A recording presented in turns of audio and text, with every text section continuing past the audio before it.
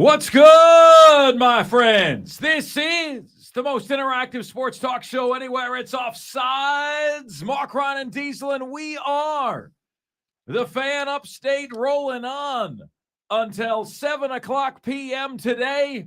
You guys have a ton of choices out there. We truly do appreciate you making us part of your day. Here's how you can take part. You can give us a ring at 844-FAN-PHONE. That's 844-FANFONE. That's 844-326-3663. The text line is there for you at 71307. Just start your text with the word fan, and away you go on the show, up on YouTube, up on the Odyssey app as well. You guys can tune to us 97.7 FM in Greenville, 97.1 FM in Spartanburg, and download the Odyssey app to your phone. And you can get us anywhere. AUDACY is where you guys can do that. And you ain't got no alibi. That's right. Coming up on the show today, is it fair to measure quarterbacks by the success or failure of their team? Some say no. You might be surprised at my particular take on that. The list of actual superstars in sports is really small, surprisingly small. And it's a hell yes or a hell no kind of deal. We've got our ACC and SEC team preview series, Matt Michaels, joining the show at 4 p.m. today on Missouri. They call him Mizzou. We've got little drop-ins. Rob Brown has been at the ACC kickoff today. We're going to be at Ingles in Travelers Rest tomorrow. Invite you guys to come see us at Ingles in Travelers Rest tomorrow. Live show, 3 p.m. to 7 p.m. Rob Brown has been putting together some interviews at the ACC kickoff during today. We on Offsides will be out there on Thursday.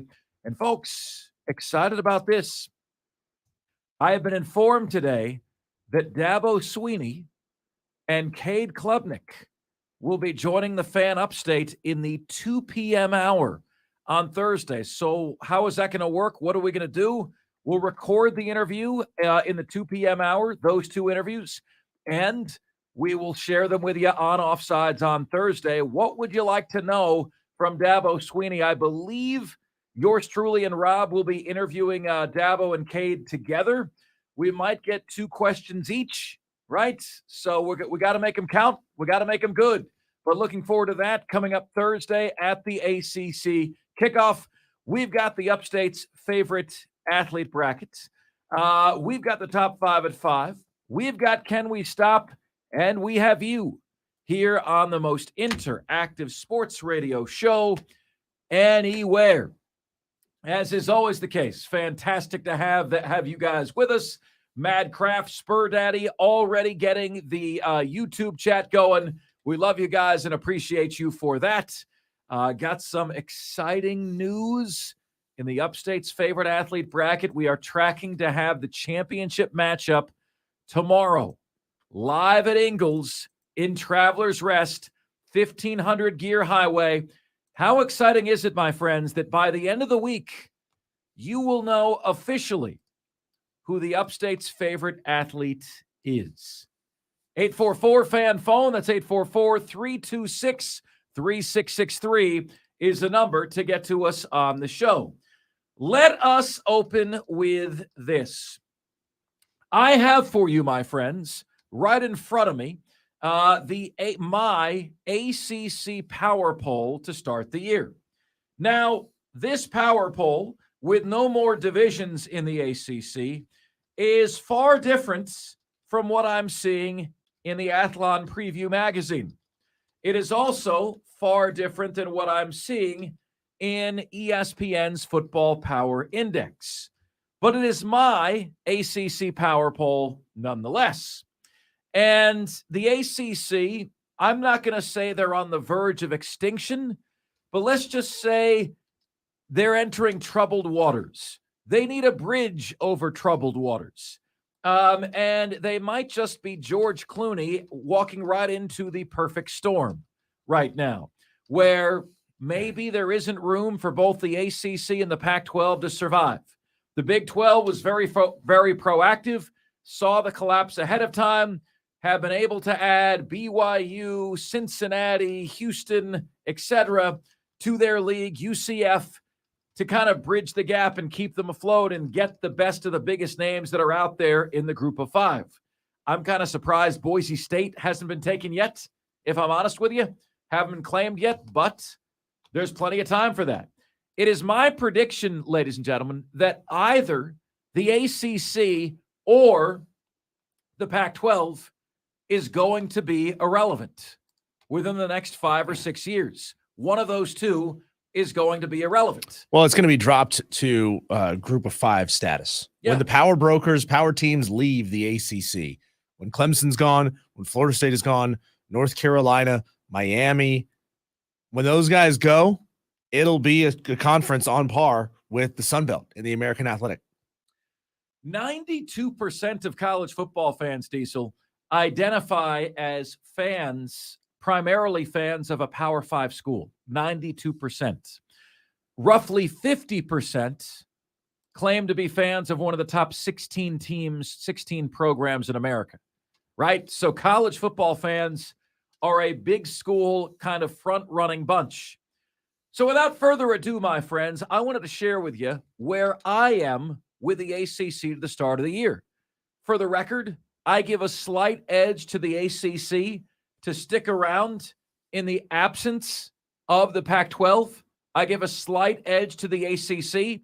I think when the Pac-12 loses USC, UCLA, the Big 12 is flirting with Oregon and Colorado, etc.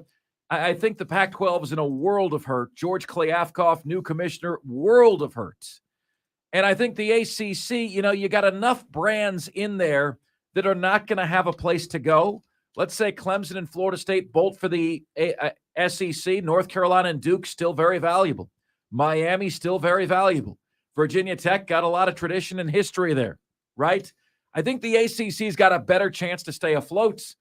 So, my friends, here is how I see the ACC to start the year.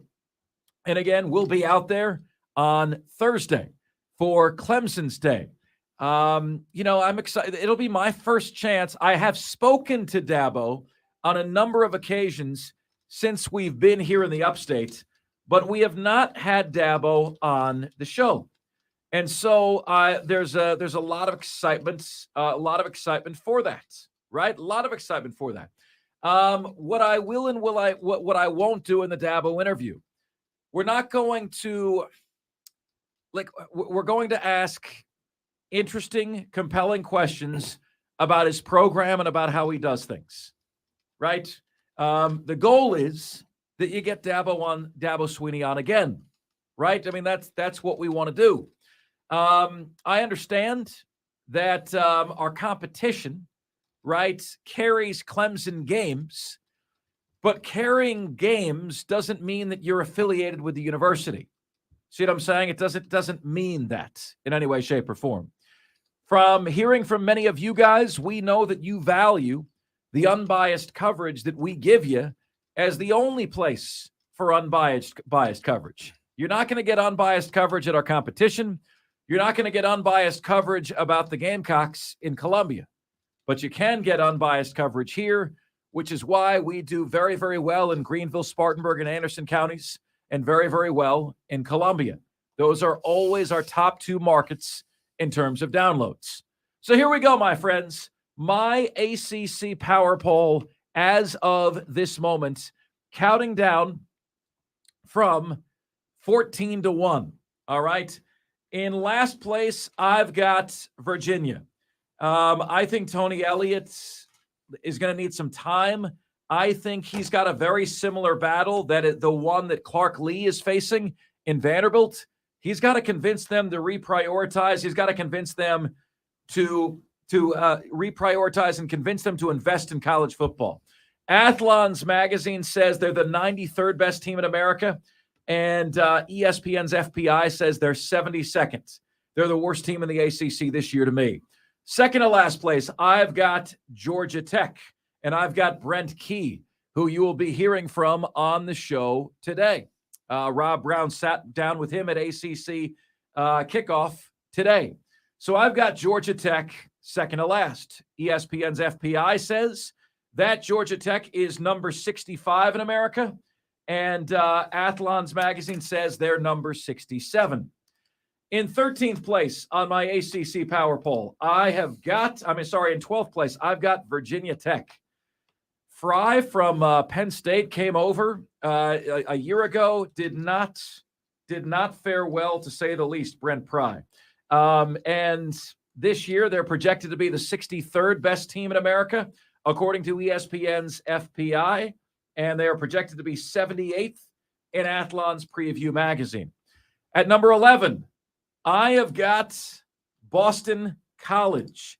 Now, Boston College, under Jeff Hafley, he's a little bit on the hot seat here. You know, the natives are getting restless there with the mediocrity. Athlon's magazine says they're the 80th best team in America. ESPN's Football Power Index has them last in the ACC at 74th. I've got them number 11th. Number 10, I'm going to go the preview we had yesterday for you, the Syracuse Orange, my birth city. Athlon says they're the 56th best team in America. And wow, how about this? ESPN's FPI says they're 34th. Actually, the 5th best team, a top 5 team in the ACC. I'm not seeing it. I'm more along the lines of Athlon. Athlon says 7-5, 3-5 in the ACC. They think they're the 10th best team in the ACC. I've got them 10th in the ACC as well. Number 9, I will go with Clemson's first opponent of the year. I will go with the Duke Blue Devils. Some are saying the Duke Blue Devils are going to be a sneaky good team this year. Athlon's Preview magazine is one of them.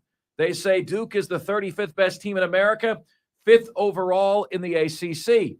ESPN's FPI, less bullish.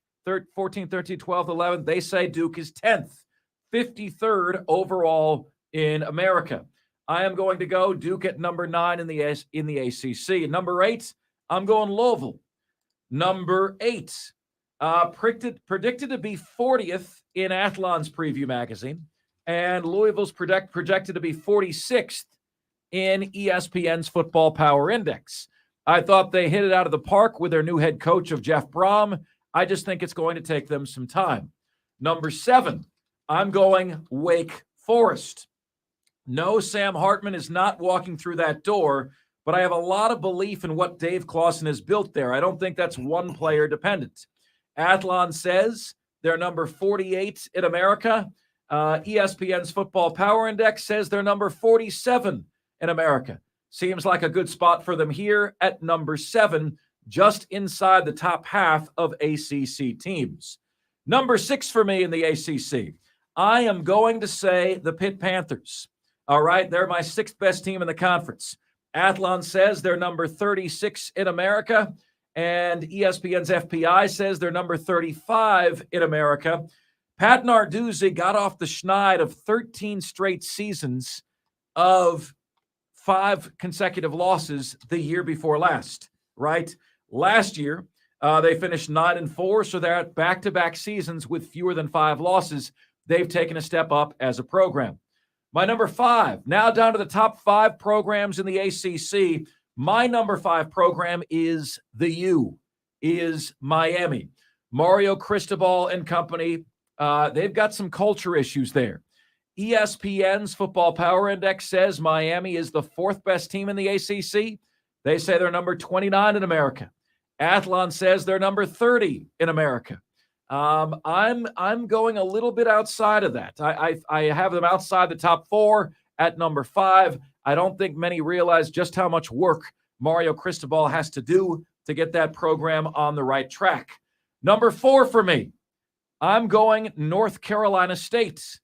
Athlon doesn't buy what I'm saying. They're saying North Carolina State is number 46 in America, and ESPN's Football Power Index has NC State at number 36. But I'm going NC State as a top 4 team out of belief in Dave Dorner, his system consistently being better than people expect. Last year, they were 8-5, 4-4 in the ACC. I think under new leadership, Brandon Armstrong, the transfer from Virginia, they take a step up this year.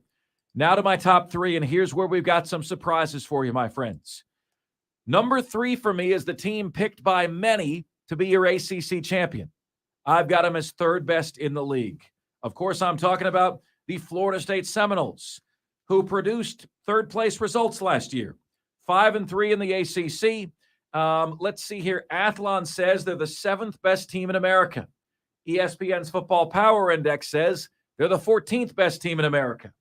I say they're not as good as 1 and 2. All right? I need to see improved line play before I crown their ass. And I'm just not willing to do that right now. Just not ready, willing, and able to do that at the moment. If you want to crown them, then crown their ass. Not willing to do it. I've got them third. Number 2 for me in the ACC, well, it's the team that's going to be featured in College Game Day in Week 1, the North Carolina Tar Heels. Look, I'm higher on them than most. I'm higher on Drake May than most. Both Athlon and ESPN's Football Power Index say North Carolina is the 25th best team in the country. They both also say North Carolina is the 3rd best team in the ACC. I've got them number 2. All right. Drake May, I think, is the real deal, and North Carolina has a chance. I'm picking to go play in the ACC championship game this year. And of course, number 1 for me is the Clemson Tigers. My magazine, Athlon's College Football Preview, says Clemson is the 13th best team in America. They're the 2nd best team in the ACC. Florida State is 7th, according to Athlon. ESPN's Football Power Index says Clemson is actually the top team in the ACC, number 8 overall in America. Either way, folks, they're number 1 on my list. They're number 1 in my ACC Power Poll, and we know they're number 1 in your hearts. We certainly do.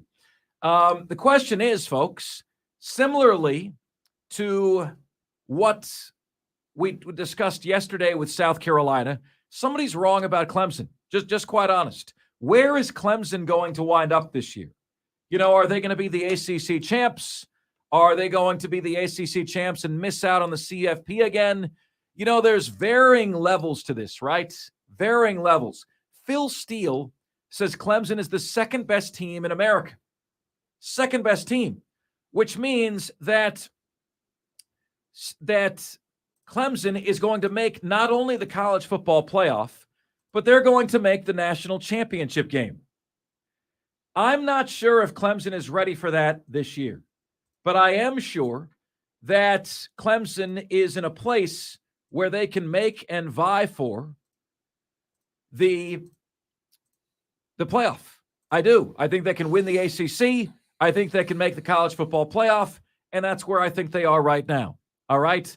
Is Clemson closer to number 2, like Phil Steele says, or are they closer to number 13, like Athlon says? That's a big gap. That's a big gap. And let's make no mistake, Diesel, and let's identify here at the beginning whether you and I are in agreement on this or not. This is very black and white. I'm always chiding people, Diesel. I'm always saying we need to see more shades of gray. With Clemson here, there is no shade of gray, in my opinion, this year. You make the playoff, you've had a successful year. You miss the playoff for the 3rd year in a row, you have not. That is as cut and dry. That is as black and white as you could be. I don't care, Diesel, if you make the playoff and you lose by 3 touchdowns. You at least got in. You got back into the playoff. That, to me, is the line. Well, the conversation, if you don't make the playoff this year, the conversation gets legitimized that Clemson has fallen off. Last year, Clemson has excuses, right? You have excuses because DJU is not who you thought he was going to be. And your backup was a very, very green Cade Klubnik who just was not ready to come in and play in big game situations. You don't have that excuse anymore. Cade's got a year under his belt. He obviously he didn't start a lot last year. He didn't play a lot last year. But, you know, you can't hype a quarterback that much and then have him not perform. Then you will have missed on 2 quarterbacks in a row. Then you become a place that good quarterbacks don't want to go because they don't have the right system. They can't be successful there. I'm thinking of all the things that the South Carolinas, that the Alabamas, that the Tennessees, and the Auburns of the world will use to recruit negatively against Clemson. So you have to get into the playoff this year because if you don't, the conversation about your demise gets legitimized. And with regards to you having UNC at number 2, I don't know what Drake May's plans are. If he's bound and determined to be an NFL guy as quickly as possible, but his coach, it feels like he's about 112 years old. You've got a quarterback that's on the ascent and a coach that may be a little bit on a descent.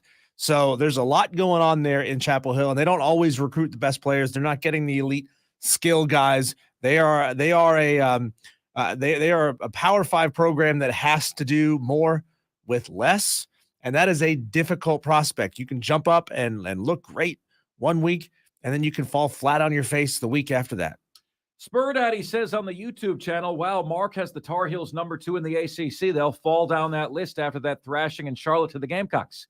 Well, will they, Spur Daddy? Because if you remember, last season, South Carolina went where and beat whom? Oh, they beat Clemson. What happened with Clemson the next week after that? Clemson was crowned as the best team in the ACC.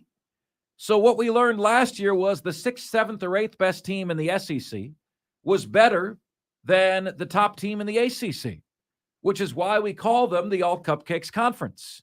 Now, my belief is that Clemson's going to be better this year. My belief is Clemson's going to beat South Carolina. Garrett Riley's going to make a big impact this year.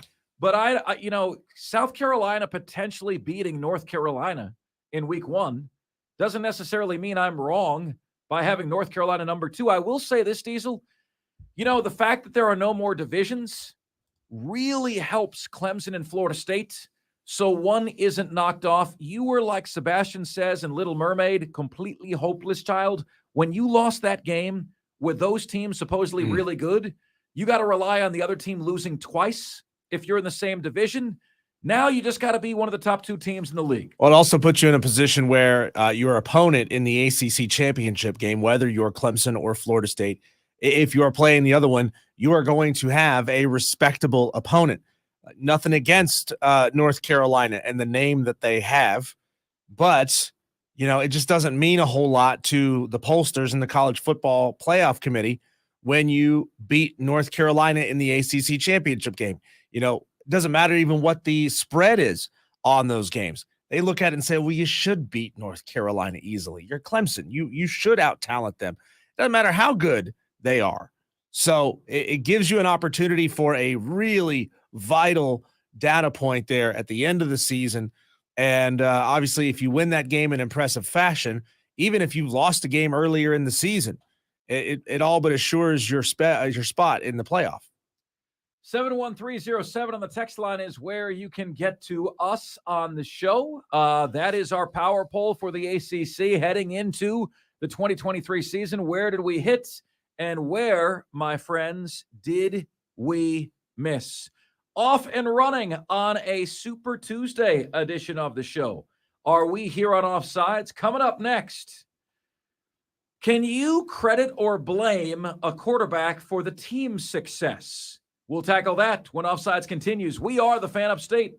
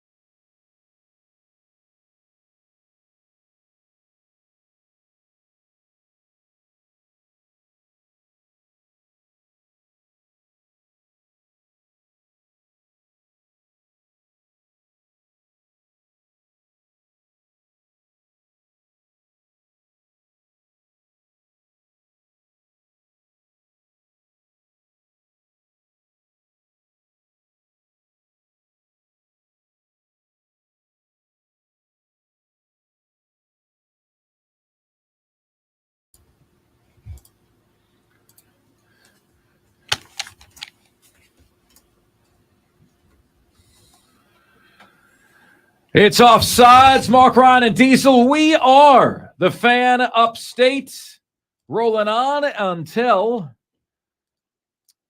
7 o'clock p.m. today. Wonderful to have you guys with us, man. Could not do it without you. Love you and appreciate you all the way through. Yeah, guys, I'm not going Florida State as the second best team in the ACC. I'm going the team with the best quarterback in the league, Drake May. And, look, I think Cade Klubnik could be third team all ACC this year. I think that's feasible. I think that's possible. I think it's within the realm of possibility, right? At the same token, I think Jordan Travis, I think Drake May are clearly above him on the pecking order, right now in the ACC. So that's how I see it.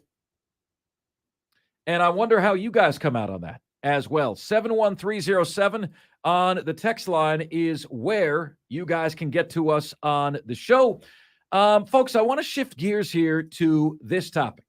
If you talk to, and this, I don't know, man, there are few guys more annoying in sports than snob NFL analyst. You know what I'm saying? Not every NFL analyst. I'm friends with some of them. But there is a certain kind of analyst that's the snob NFL analyst. And what they always say to you is quarterback wins is not a stat. That's what they say. And I'm like, oh, really? Quarterback wins is not a stat. Do you or do you not agree with a quarterback's ability to elevate the play of his team? Do you subscribe to that or do you not? What do you mean quarterback wins is not a stat? They will say, well, look, Mark, Tim Tebow has more playoff wins than Andy Dalton. Yeah, Tim Tebow has more playoff wins than a lot of guys. Tim Tebow wins when it matters. That's what he does. But yet they'll continue to tell you, well, quarterback wins are not a stat. It's not a stat. You can't measure a quarterback by the wins or losses of his team. And I'm like, well, really? Diesel, Kirk Cousins has one playoff win in his career, as many as Tim Tebow. Deshaun Watson has one playoff win in his career. Baker Mayfield is the number one overall pick, has one playoff win in his career. Now, you might say, well, Deshaun Watson didn't have a great team around him. Minnesota's always kind of meddling, or middling, I think is the word. Baker Mayfield he bounced around a lot, hasn't found his way, hasn't been the same since his torn rotator cuff. But guess what you can't say that about? When you look at the very top quarterbacks in the league, is there any dispute about what Joe Burrow has done for Cincinnati? What was Cincinnati before he got there? And what was he since he's been there? What if I told you guys that right now today, Joe Burrow has as many playoff wins as Phillip Rivers did in his entire career? They both have 5. What if I told you that Patrick Mahomes and Aaron Rodgers have the same number of career playoff wins? They both have 11. What if I told you that I've got the database right here in front of me right now? Okay? Joe Burrow, same number of playoff wins as Phillip Rivers, and Phillip Rivers is retired. Aaron Rodgers, same number of playoff wins as Patrick Mahomes. Patrick Mahomes is a youngin', fresh out of the womb. Aaron Rodgers is collecting Social Security. Here's how we fix this, Mark. Football, baseball, everybody loves their stats, right? You can break things down 100 ways to Sunday. This guy hits 294 on the road in the month of September when it's raining in night games. That's how that's how specific baseball gets with its statistics. So maybe football needs, specific to the quarterback position, football needs a win-loss save style of accounting for that. You get a win when you win the game and you have X number of touchdown passes. You get the save when you come in and you go on a game-winning drive. So a save is worth even more, right? A loss is a loss. And then there's got to be some sort of stat for, well, the quarterback did everything they were supposed to do, but his defense just let him down.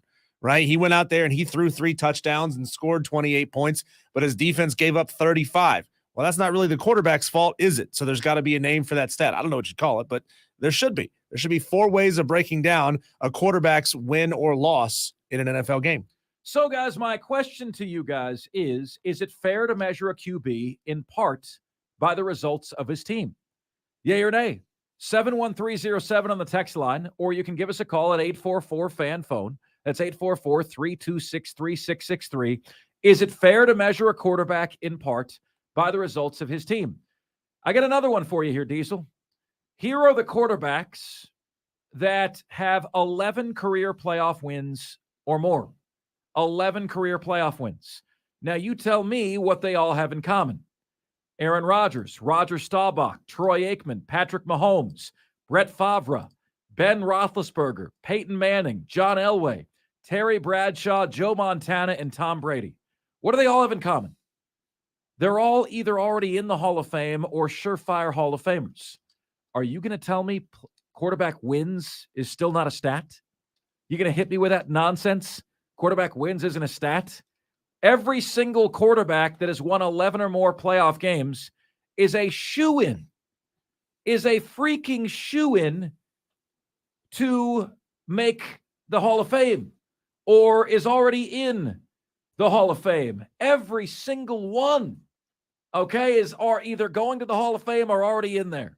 So, look, Dak Prescott, Jared Goff, Ryan Tannehill have a total of 2 playoff wins. Deshaun Watson, Kirk Cousins, Lamar Jackson have 1 playoff win apiece. It's time, my friends, to rip the Band-Aid off. It's now or never. The best quarterbacks are leading their teams to playoff wins. So yes, my friends, I would argue that playoff wins in every sense of the word is very, very much a viable statistic. Is your quarterback leading you above and beyond where they should be? Are you leading them above and beyond where they should be? Or are you not? Right? I think it matters. The analysts, the NFL analyst nerds say quarterback wins is not a stat. There's even guys that have that in their profile description. QB wins is not a stat. Well, I've got it right here. It very much is a stat. The great quarterbacks lead you to wins. The less than great quarterbacks do not. And when you're confused about a guy, when you don't know, hey man, is this dude a good dude? Like, is he a legit quarterback or is he not? Is he on the upper echelon or is he not? Use that to break the tie. Kirk Cousins has 1 playoff win. Joe Burrow has 5. Who took over a worse franchise? Kirk Cousins or Joe Burrow? I mean, come on. Come on. Lamar Jackson has 1 playoff win. Pathetic. Absolutely freaking pathetic. And then you've got these guys that are hitting you with stats about Kirk Cousins, right?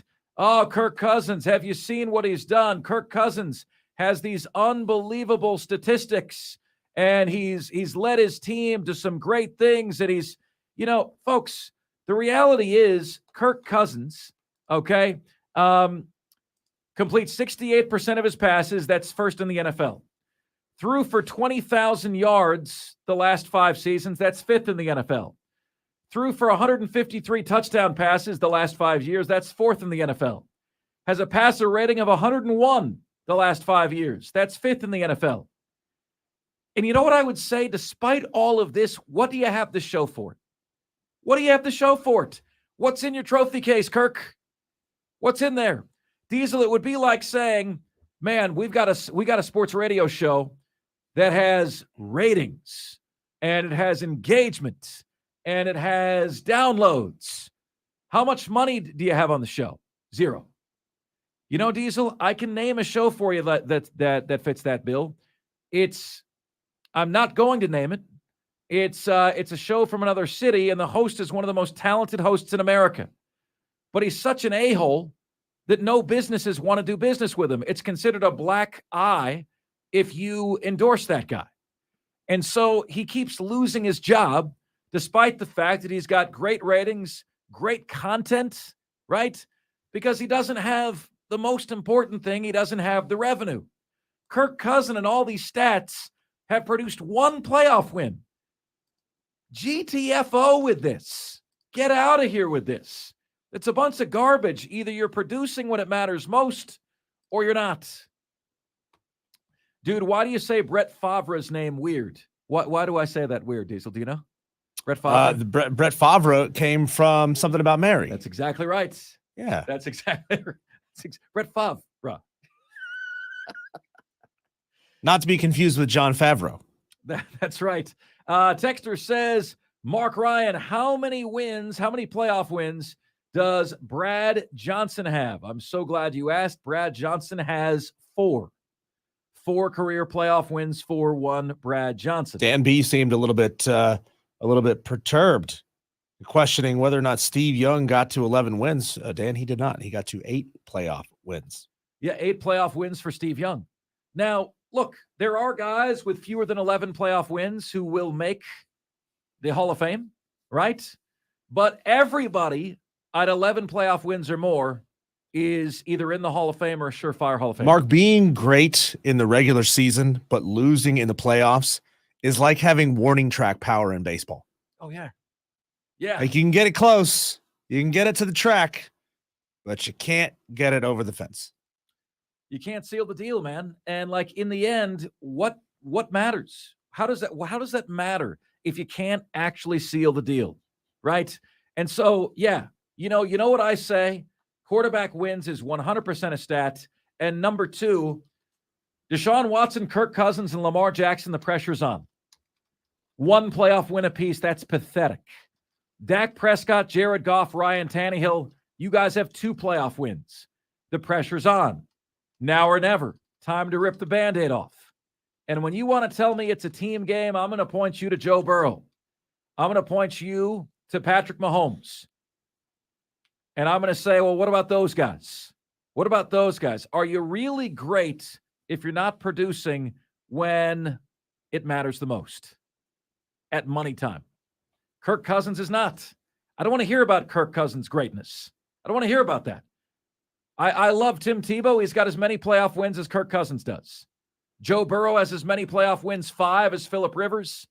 Patrick Mahomes has as many career playoff wins, 11, as Aaron freaking Rodgers. And Patrick Mahomes is how old? 26? 27? Come on, man. Come on. This stuff isn't even close. You know why Aaron Rodgers doesn't win playoff games. Because it's never his fault. Because they hosted 6 conference championship games in a row and lost 3 of them. Even though they're at home. It's never his fault. He never takes responsibility or accountability. You know the answer to that. Who has the most playoff wins of all time? Tom Brady, 35. There is not a single quarterback in the history of the game that has even half as many playoff wins as Tom Brady does. Number 2 is Joe Montana with 16. 3, there's a 3-way tie with Terry Bradshaw, John Elway, and Peyton Manning. Ben Roethlisberger, Brett Favre have 13.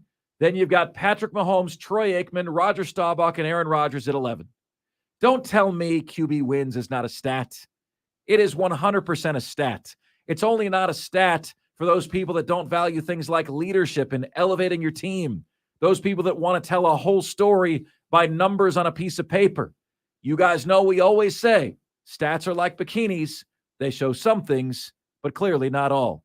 Offsides continues right after this, right here in the most interactive sports talk show anywhere and sports talk station. We are the Fan Upstate.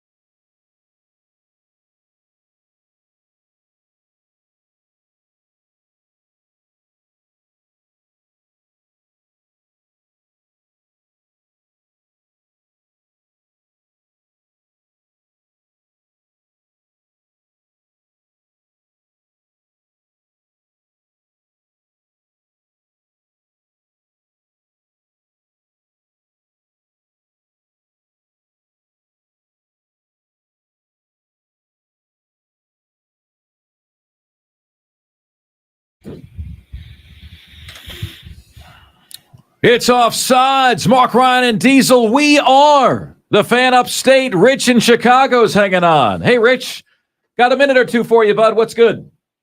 I'll give you something fast. I like your data, but I want to add some analytics to what your rankings were and kind of why they deviate with me a little bit. Cool. Phil Steele, who I follow for 25 years, he's probably the most accurate handicapper. He has a power poll, which is different. It takes 9 variables into effect, and he ranks all 133 teams. Here's his ranking real fast. I think it's a 2-team race in the ACC. He's got Clemson conference rank 1, 6 nationally in the power poll. I'll get to that in a second. And he's got FSU ranked 2nd and 7th in the power poll nationally. He's got UNC ranked 3rd and 22nd. But here's a couple of things that isn't factored in. And you and I both have talked about this before. I obviously feel toward FSU like you do. But here's what people don't understand. Their defense was ranked 15th last year in the country. Clemson was 28th. And UNC plays flag football at 102nd. Now, I don't see how you can rate North Carolina ahead of anybody when you got the FSU defense. And I'll tell you something else. NC State was ranked 20th with Dave Doran, the guy from Northern Illinois up there, 2-time MAC champion in a row before he got the NC State job. I would put NC State ahead of Duke and Miami. I did. They're ahead of both. Okay, I don't remember. Yeah, I think they're going to be a real surprise. And one thing you did say, which kind of speaks to why you like North Carolina, which I don't, but he claims he ranks the surprise team, the top 10 surprise teams for the upcoming season. He has North Carolina at 10th as a surprise team. So he's expecting more. I don't know how you can win with a 102nd ranked defense from last year and not any real. Okay, Rich, let me interject this. Okay. I like you, Rich. I loathe. In other words, I hate when folks do something that you did. You give me a stat that Florida State has the 15th ranked defense, calling apples to apples. Now, Rich, let me ask you this quickly and give me an answer in a sentence or less. How did you feel about Florida's offense last year? They were horrible. Okay. So Florida's offense, as you just said, were horrible. They hung 460 yards on Florida State. Now, why did that happen? That happened because Florida State's defense is being propped up by playing crappy ACC opposition. They stop crappy ACC opposition. When they play a crappy SEC team, they give up 460 yards. So what I'm telling you is North Carolina's defense last year was historically bad. Florida State's defense wasn't good. Like in the Florida State-Florida game, Rich, Florida State had 497 yards.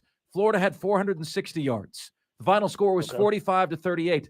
I'm not buying anything about Florida State's defense when that number is being propped up against crap competition. Well, North Carolina plays the same crap competition. I agree. I agree. They're 102nd against the same benchmark. Well, no, I understand. North Carolina's defense again was historically bad. But again, I think it's going to be a different situation this year. Anything else, Rich? No, I hope you're right. I don't like Florida State either. I just think that you can't ignore what they got. That's all. Hey, Rich, buddy, great to hear from you, man. Thanks so much for ringing us up. I appreciate it. Rich has also sent me some emails backing up on. He sent some emails on my behalf to the University of Florida. Rich played for the University of Florida, and he's just a good dude and really, really supportive of the show. And he calls us up from Chicago all the time because he hears us nationally on CBS Sports Radio. Coming up next on the show, we're going to hit our ACC and SEC team preview series, which continues with Missouri on the clock today. That's next. This is the most interactive sports talk show anywhere. It's Offsides. Marc, Ryan, and Diesel, and we are the Fan Upstate.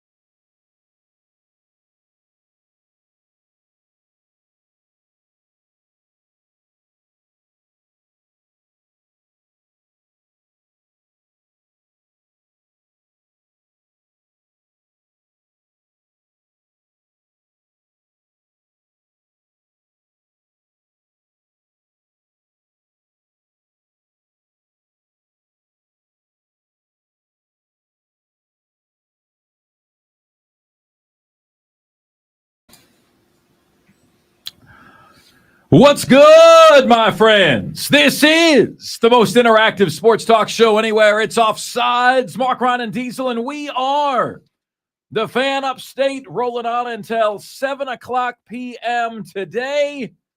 Love you and appreciate you, and we mean that oh so sincerely. Hello to everybody watching on the YouTube page. Our guys Stephen Webb and DB and Spur Daddy and JD Wyatt and Mad Craft and the entire crew on the brand new YouTube page. We appreciate you guys so much for that. Each and every day here on the show, we are highlighting one program in the ACC or the SEC as part of our ACC and SEC team preview series. And today, that tour takes us to the real Columbia, the other Columbia. You tell me. You know, Diesel, we joke that Carolina means North Carolina in 49 states. We joke that USC means Southern Cal in 49 states. Does Columbia mean Missouri in 49 states as well? How is it that South Carolina has found themselves in all three of these debates? I have no idea. But in any case, Matt Michaels from the Missouri Tigers radio network joins us right now on the show for our Missouri team preview segment. Matt, you did a great job with us last year. We thought it was a segment so nice we'd do it twice. Great to have you on, bud. What's good? Things are good. Appreciate you guys having me on in the upstate again. And yeah, I guess it was one of those seasons for Missouri last year where they found a way to a bowl game and then found their way to 6 and 7 at the end, and people were left saying, I think we did that before. So I know hopes are high in Columbia for a little bit better returns this year, and maybe the stakes are raised as well for all that. I'm sure we'll get into it. But, I mean, hey, it's that time of year. It's practically football season, so everybody's excited for that. Absolutely, Matt. So can you riddle me this, Matt? Why is it that the national perception is that Eli Drinkwitz is not doing a great job, and then he gets an extension? Can you explain that to me?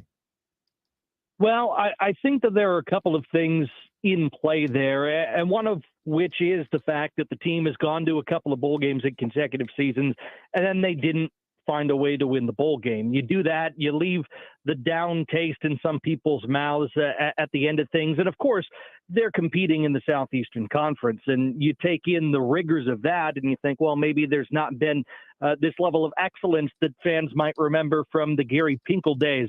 I think, though, in terms of the whole institution at the University of Missouri, there are folks at the Board of Curators, there are folks within administration that are certainly happy with the job that Eli Drinkwitz has done. He's a great recruiter. He's a very personable just individual in terms of relating to the donors, relating to people around the state. He has rallied fan interest, and we saw that last year in terms of attendance, along with a new athletic director in Desiree Reed-Francois.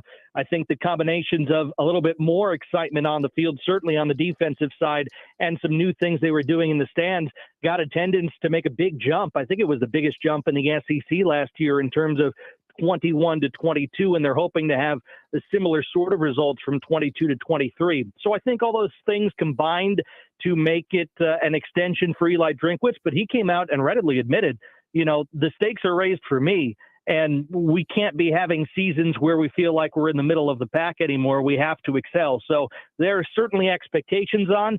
I think that Coach Drinkwitz knows that, and the program knows that, and we get to see if they fulfill those expectations when we get into the year. Matt, what are those expectations? What does Eli Drinkwitz need to achieve to get that coveted next extension?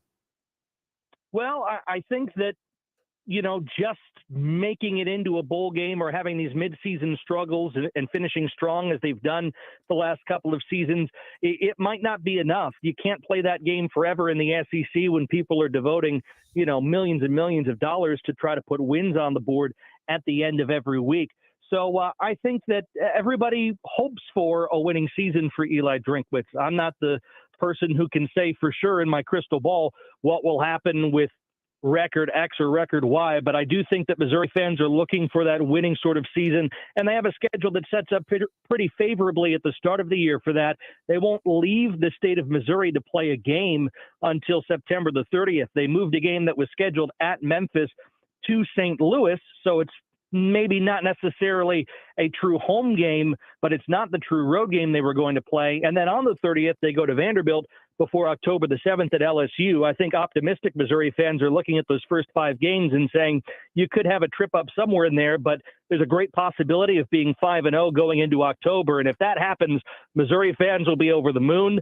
There will be a lot of buzz in Columbia, and there will be maybe a stiff test against another undefeated team in LSU if things play out that way. So I think a strong start and a finish that ends above 500 at the end of the regular season, and Eli Drinkwitz will be taking step after step. Matt Michaels, Missouri Tigers Radio Network, joining us here on Offsides. Marc, Ron, and Diesel, the fan upstate. Matt, as I look at this schedule, some of our listeners might be surprised to note that, if I'm counting, unwinnable games, Matt, those games that are unwinnable, I have only 3. LSU, Georgia, and Tennessee, and 2 of those 3 are actually at home. So to have a schedule that you're looking at with, I define 9 winnable games, it seems to make sense that there'd be reason for optimism there, right? Yeah, I think so. And, Tiger fans will go back to remembering that pandemic season of 2020, which was the last time that LSU came to Columbia, and it took a late 4th down stand, but Missouri got the better of LSU and Coach O on that day. And I think that Missouri fans will go into that certainly understanding what Brian Kelly's been able to accomplish, but not necessarily seeing that as something that is down on the totem pole, so to speak. It's a tough game, but Missouri fans will show up in force for that. I think win, lose, or draw in those previous 5. I think that everybody understands that playing at Georgia these days for any team in the country is a tall order. And you're right about Tennessee and the fact that Missouri has something to prove in that series. Josh Heupel against the team where he led high-flying offenses in his year plus at Missouri has gone in as head coach at Tennessee and put high-flying offenses on the Missouri Tigers each of the last 2 seasons. And the games were close for a little while, and then the Vols ran away with it. So I think it's fair to say that those are the 3 toughest games on the schedule by any measure. But you look at everything else, especially the way it sets up in August with a Thursday night game, which Missouri fans have actually really taken to start the season now 2 straight years on a Thursday night at home, then go through the early part of September. And yeah, the SEC season is a meat grinder for everyone. But I think that there is reason for optimism because Missouri's not going to look, especially if their defense holds true to some of the form it had last year, they're not going to look at any game on the schedule and say, okay, this is a total runaway when we take the field, maybe with the exception of games like Georgia on the road, which everybody knows is a game you just don't win very often. Matt, what in your mind is Missouri football lacking, or if not lacking, just sort of lagging behind other conference mates, whether it be personnel standpoint, coaching, facilities that really need to be addressed for the program to take a next step over these next 3 to 5 seasons? Well, I think that they've done a lot of work in trying to get everything aligned. You hear the word alignment so much in college athletics, and I really think it is there now. There has been some turmoil and change throughout Eli Drinkwitz's time at Missouri. I mean, he came in, and then the first season was that weird pandemic season, and they went 5-5 in a 10-game SEC schedule, and that wasn't too bad for a first season coming off of that great year he had in 1 year of head coaching at Appalachian State. So you take that, and then an athletic director change has happened, and that has now kind of cooled down and even out in terms of alignment between the AD and the head coach. There's a brand new south end zone facility that has opened up since Eli Drinkwitz has been in town, and a brand new indoor football facility right across the lane from that that's going to provide extra room and extra support for the football team. So I don't think facilities are necessarily the question. And I think that fan support is coming back. Fans have returned to Faurot Field after some lean years and some years where they thought, well, am I going to make the couple hours drive from St. Louis or Kansas City? I think a lot of people are doing that right now to come to the center of the state and make it their tradition again on Saturdays if they hadn't before. So if you look at all the rest of that, then personnel is probably what comes to mind. And the one thing Missouri has this season that they have had in some of their more successful years in the past is returning personnel, especially on defense. They got 8 returners on defense who were starters last year. They've got 10 of their top 13 tacklers back. They added within the transfer portal as well. So they're looking to take another step perhaps on the defensive side from what was already a very good year last year. And offensively, listen, there's question at the quarterback position. Everybody's talked about it. Brady Cook was the quarterback last year, and at the end of the season, it was revealed he was pretty hurt. throughout the course of the year and gutted it out. You've got a youngster in Sam Horn who was brought in to be a quarterback potentially of the future, and he's now in his second year in the program. Another freshman behind him in Gabari Johnson. They got a JUCO transfer in Dylan Leibel. They got Jake Garcia, who comes in as a former Division I talent coming in from University of Miami. So Cook will have his work cut out for him. But if the offense at Missouri takes its step forward and makes it a pretty significant leap, then I think the Tigers will be able to overcome some of what the recruiting classes have said in prior years. You know, Gary Pinkel took 2 stars and made them into NFL players, and that's when Missouri was at its best in the late 2000s and early 2010s. And that's kind of the formula for success at Missouri, at least that we've seen recently, and what Drinkwitz is hoping to get back to. But this will be a year to show that he and his staff is able to take some of those players who might not have been as well regarded and turn them into those guys who are difference makers on Saturdays in the SEC and then on Sundays in the years to come. Matt Michaels, Missouri Tigers Radio Network, joining us as part of our ACC and SEC team preview series today, previewing the Missouri Tigers for the 2023 college football season. Matt, can you speak to something that is puzzling to Gamecock fans? And that is that Gamecock fans consider Missouri to be their bugaboo team every single year. Can you speak to the success Missouri has had against that team, the Gamecocks, and perhaps additionally to kind of the mystique, the weird things that happen when seemingly teams that have superior talent go to Columbia, Missouri and don't leave with a victory? What is it about that place that is tough to get over? Well, I think there are certainly a couple of things in play here, and one of which is Missouri has just played pretty good defense against South Carolina in their last 4 games. I think they've held them to under 300 yards in each of those games. And whether there is a talent disparity on one side or the other, the fact of the matter is, if you're not getting enough turnovers, and Missouri did a good job of taking care of the ball in last year's game, especially, if you're not getting the turnovers and you don't get over 300 yards in modern college football, you probably can't keep up. So I think that's part of it and has played through over the past few meetings between these two. But I also kind of think that this rivalry going on with the Mayor's Cup, as it seems odd because it's still kind of a new thing for fans in Columbia East and Columbia West. I'll be diplomatic with that, at least right now.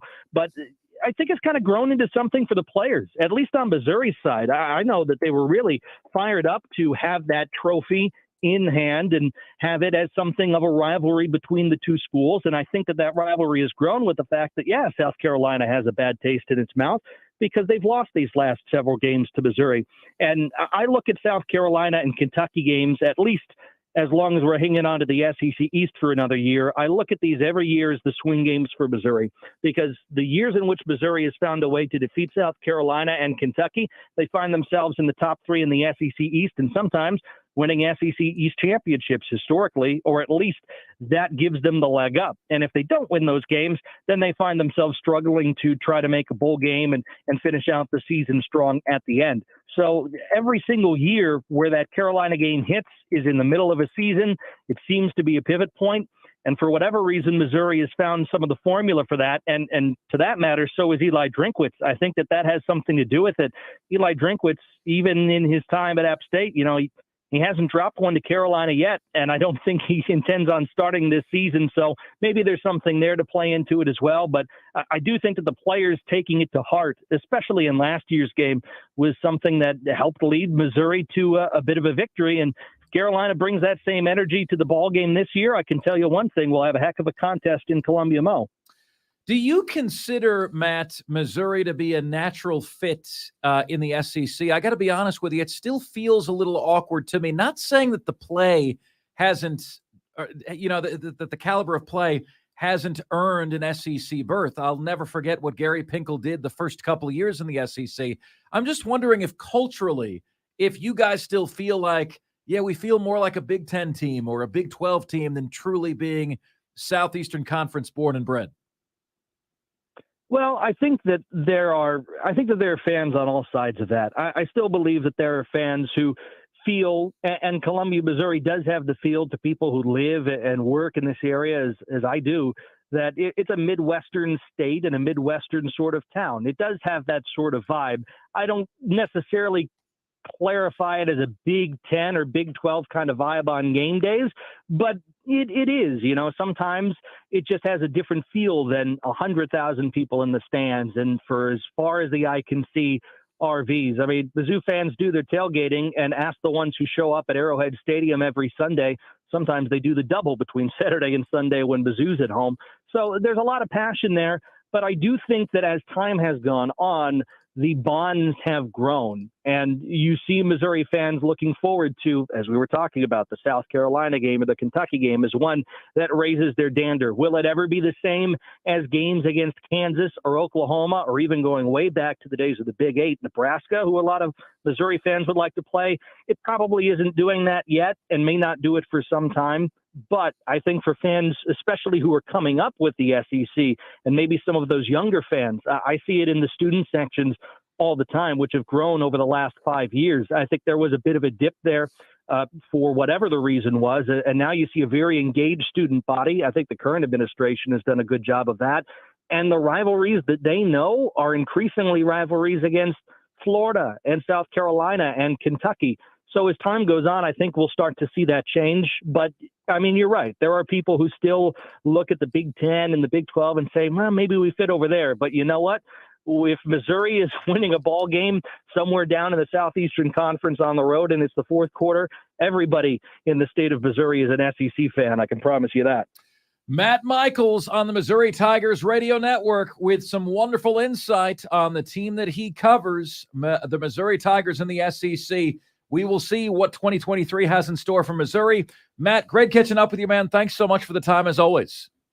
Yeah, absolutely, fellas. Anytime. Appreciate it. All right, take care. Matt Michaels, Missouri Tigers radio network. Super, super nice dude, as you can tell. And what do you guys think? I mean, is Missouri, are they capable of doing anything more than playing spoiler in the SEC East? They've done a good job of that. Vandy's not even a spoiler.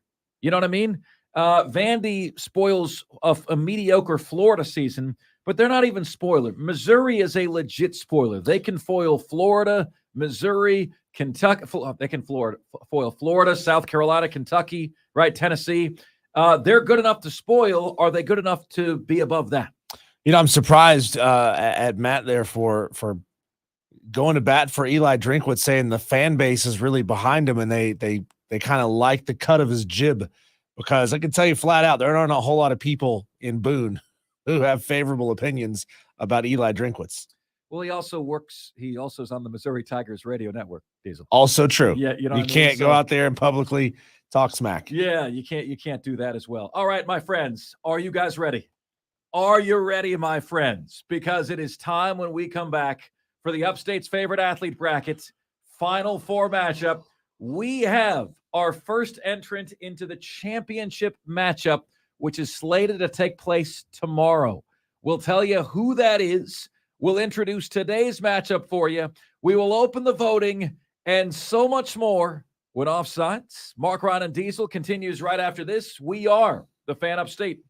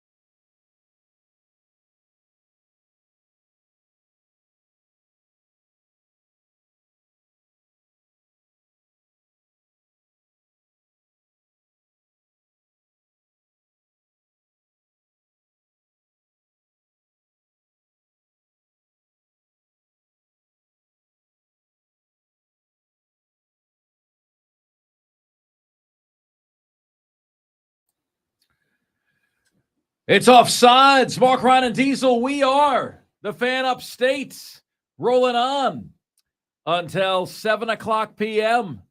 on this, a Super Tuesday edition of the show. I want to remind you guys, how many of you guys are coming out to see the live show tomorrow? Say hello. We always, as you guys know, do an interview replay at 6:15. There's like 20, 25 minutes in there where we can hang. We'll be at Ingles Markets, 1500 Gear Highway in Travelers Rest tomorrow. Live show, 3 to 7 p.m. Would love to see you guys out there. Would love to say hi. Over on the YouTube stream, Spur Daddy says that Missouri is the real Columbia until we beat those jokers in a game. Spur Daddy also says, I can't stand Eli Drinkwitz. He's like the annoying little brother that you'd like to get in a headlock and just hold him there for a while. Trey says he wants to give Eli Drinkwitz a noogie. You know, I bet if I'm a Gamecock fan, Diesel, I want to turn Eli Drinkwitz upside down and mop the floor with his little mop head of hair there. You know what I'm saying? His haircut's annoying. Yeah, the thing is, he's not a football guy. I mean, he's been around football his whole life. So he's like that. He's like a chess player. You know, he didn't play football, but he studied football and he knows football. So there's a lot of people that's just not going to sit right with, you know, a lot of people who say, well, you never played the game, you shouldn't be a coach. Well, clearly he's above average as a coach. He's coaching in the SEC. He's now making, what was that deal he got with his extension? Something. I don't know. He went from like, he went up to like $6, $7, $8 million a year. I'm not sure what it is off the top of my head, but he's making a lot of money to do this. Insane. All right, my friends, you have been waiting patiently. It is time for us to repay your patience. We have been counting down from 32 all the way to the final four of the Upstate's favorite athlete bracket. And the final four consists of Marcus Lattimore, David Pearson, Shoeless Joe Jackson, and Deebo Samuel. Yesterday, we introduced our first Final Four matchup of two. Today will be the second.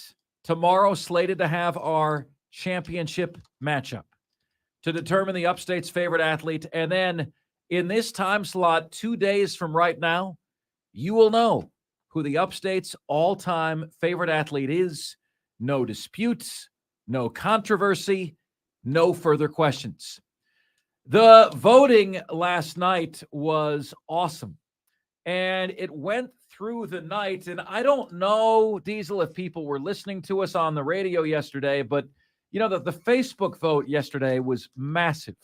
The text line vote yesterday was massive. And as an example, like, I don't know if we've had this many reactions or comments to a post in a very, very long time on the Facebook page. And there seemed to be, every single time, there seemed to be a surge in momentum for one. The other took over. Every single time I was monitoring this, it was fascinating. My friends, I am proud to announce that the first participant that has made it to the championship of our Upstate's favorite athlete bracket, without further ado, all right, one of the two favorite athletes in the history of the Upstate, from the Upstate originally, is none other than Shoeless Joe Jackson. Really kind of took it to Deebo Samuel. You know, as more than doubled him up on the Facebook vote, was about 62 to 38% on Twitter in favor of Shoeless Joe Jackson, and about doubled him up on the text line yesterday as well. All of which, Diesel, gave me hope for humanity again, because I kept seeing the same thing from Gamecock fans. Man, I absolutely love Deebo, but Shoeless Joe is the GOAT. I love him, but he's the GOAT. That gives me faith and hope in humanity, that there's still some objectivity out there again. Somebody on our Facebook page said, you know what, man, what we've got here is a very, very, very good player in Deebo Samuel against one of the best ever in Shoeless Joe. and that makes the decision. We had a few people on the Facebook page laughing at the matchup, saying, is this really a question? Is this really a vote? Well, yeah, it is when you've got people voting Deebo Samuel ahead of Betsy Rawls. I mean, that's people laughed at the matchup, right? Is this really a matchup? Is this really, you'd be surprised at the number of homers we had voting for Deebo Samuel. That it was a massive level of homers. We have respect for those people who can call a spade and can be objective with what they're looking at. That said, if Deebo Samuel's your favorite athlete in the upstate, your vote was objective. You completed the assignment. Vote for your favorite athlete. That said, Deebo made it to the Final Four, was a great run, made it further than many expected him to, but he falls to Shoeless Joe Jackson, who now awaits the winner of today's Final Four matchup, to learn who he will take on in the championship tomorrow. What do you guys make of it? Shoeless Joe Jackson is one of the 2 all-time favorite upstate athletes, all of which takes us to today's matchup. Ah, yes, my friends, today's matchup. We honestly, Diesel and I have discussed this. We have no idea what to expect. None whatsoever. We think that Deebo Samuel is the second most popular Gamecock of the modern era. We know who is number 1. We know David Pearson, from looking at the vote totals in the early going, is beloved in the upstate. Beloved. Born in Spartanburg, South Carolina, died in Spartanburg, South Carolina at the age of 83, November 12th, 2018. Was the 1966, 1968, and 1969 Grand National Series champion. That means he was the NASCAR champion in those 3 years. David Pearson participated in 574 NASCAR races, won 105 of them, finished in the top 10 366 times. Simply put, folks, is one of the 5 or 10 greatest NASCAR drivers of all time, and he is in the NASCAR Hall of Fame. David Pearson hails from the upstate of South Carolina. He is one of our participants, and he takes on Marcus Lattimore. Marcus Lattimore is now the running backs coach at Lewis and Clark College in Oregon. He starred at Burns High School in Duncan, South Carolina. He had 1,200 rushing yards in 2010 and suffered a gruesome injury at the hands of Tennessee that Gamecock fans swear was a dirty play in the 2012 season. Was drafted by the San Francisco 49ers, but was unable to play as a result of that hit against Tennessee.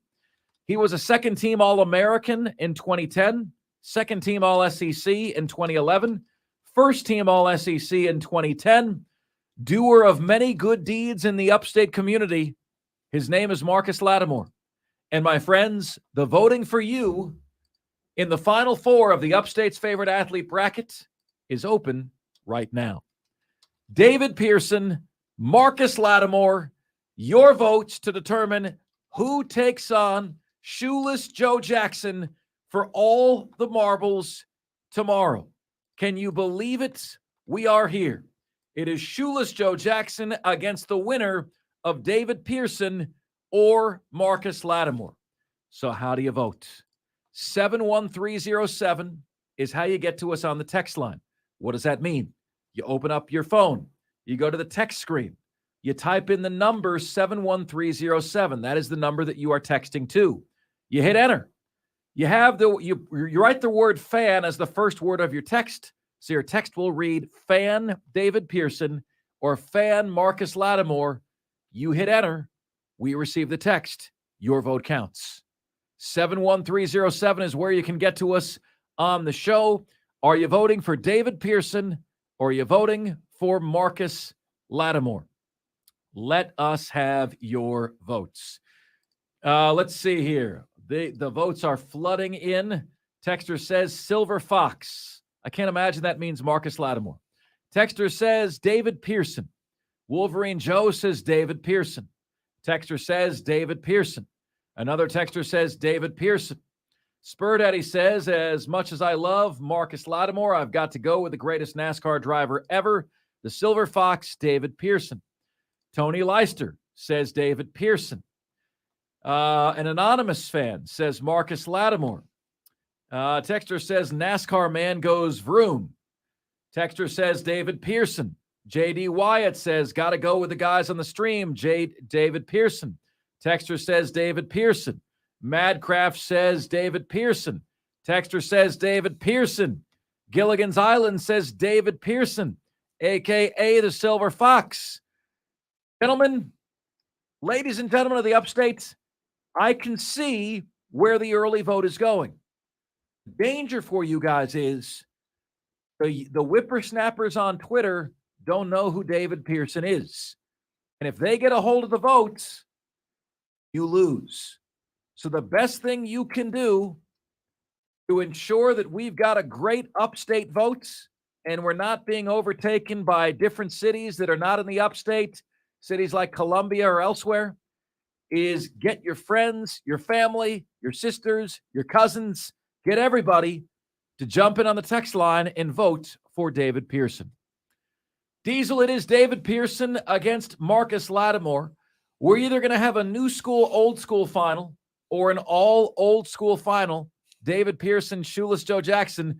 Who is the upstate's favorite athlete? Diesel, what do you say? You know, it feels like a David Pearson versus Shoeless Joe Jackson is the right matchup in the finals for this thing, right? Like it all comes down to these two legendary names.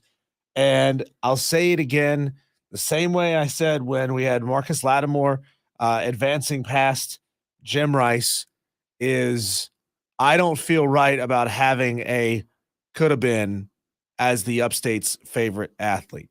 I have nothing against Marcus Lattimore as a person. I love and respect the amount of hard work and attention and care he's shown to this community, and he should absolutely be commended for that. And that is a fantastic reason to get him all the way to the Final Four. But David Pearson was a giant in the era in which giants were forged in NASCAR. It's when all of the greats came out of that era. Lee Petty, Richard Petty, David Pearson, Buddy Baker, all of those guys came out of that era, and he was a great amongst those guys. So for that reason, I'm going David Pearson. Yeah, I think Diesel accurately and succinctly describes my issue with Marcus Lattimore being here. In fairness, I had a much bigger issue with Deebo Samuel being in the Final Four because of who Deebo Samuel took out in Betsy Rawls. That was the greatest example of recency bias I've ever heard in my life, okay? Deebo Samuel, one-time Pro Bowler, against Betsy Rawls, top 5 female golfer of all time. Give me a break. All right, so Marcus Lattimore, I can say, belongs in the Final Four, but the winner of this thing, I'm going to say, should not have any questions about their exploits on the field. And before you hit me again with, Mark Ryan, you said it's the favorite athlete. Is it the best athlete or is it the favorite athlete? You know, well, it's your favorite athlete. But if your favorite athlete was not great, they wouldn't be your favorite athlete now, would they? No, they wouldn't. Would not be your favorite athlete. So to me, there's a hole in Marcus Lattimore's game, and that is that he did not have a pro career. I love what he did at South Carolina. I love what he did in high school for the Upstate. We weren't here when he was in high school in the Upstate. At least I wasn't. Were you here when Marcus Lattimore was playing for Burns Diesel? I wasn't here in 2008, 2009, right, when he was playing for Burns High School. I don't know what it was like to have that cat here. I can't speak to how big a deal he was here at Burns or here at South Carolina, okay? But I do know that David Pearson is in the GOAT category for all-time NASCAR drivers, and therefore my vote goes to David Pearson, a candidate about whom there are no questions. There are no what-ifs. There are no if-onlys. There are no but what abouts. My vote goes to David Pearson. Now it's a matter of, ladies and gentlemen, are you going to make sure the adults in the room have enough votes? Or are you going to let the kids of Twitter take over and snatch this from you? You can control this. You can make sure your friends, your neighbors, the restaurant you're going to, you can make sure that everybody drops their vote for David Pearson. If you do, he'll win. If you don't, we'll have Marcus Lattimore in the final. 71307 on the text line is where you can get to us on the show. We need to hear today from each and every one of you.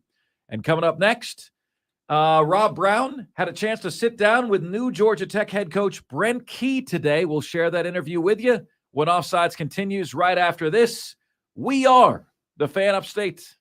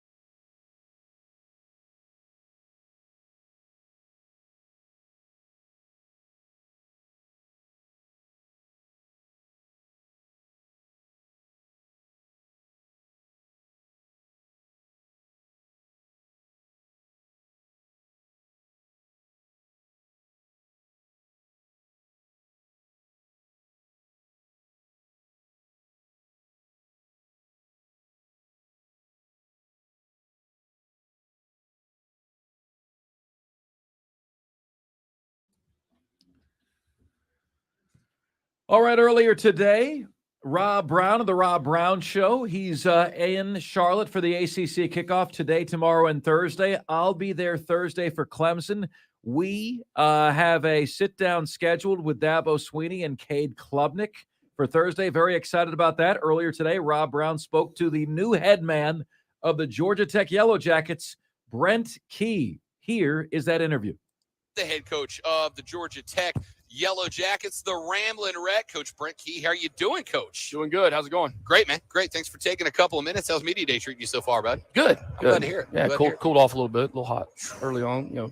Wearing the suit around. You played ball in Georgia Tech. You're used to that, right? Yeah. I mean, O-lineman.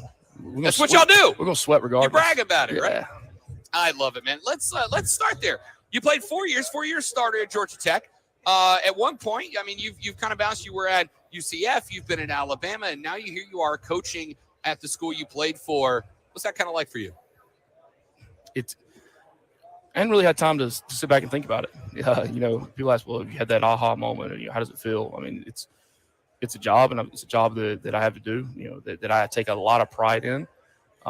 There's a lot of pressure I put on myself to make sure that things are right. And whether it's friends, whether it's people I played with, there's a lot of people that have worn the white and gold, and they want a winning program, and they want a program that's going to compete and be disciplined and play the game the right way. And to know that they've entrusted me to sit there and be the voice and the head of the program. And all those guys that played there, they sit there with me. Yeah, and they're in my thoughts as I make those decisions. It's kind of interesting because this is a program that's got a lot of history and a lot of tradition. And folks, constantly, even where we are in South Carolina, bringing up Alabama and Georgia and all this, but like Tech goes back decades and decades of a proud football tradition.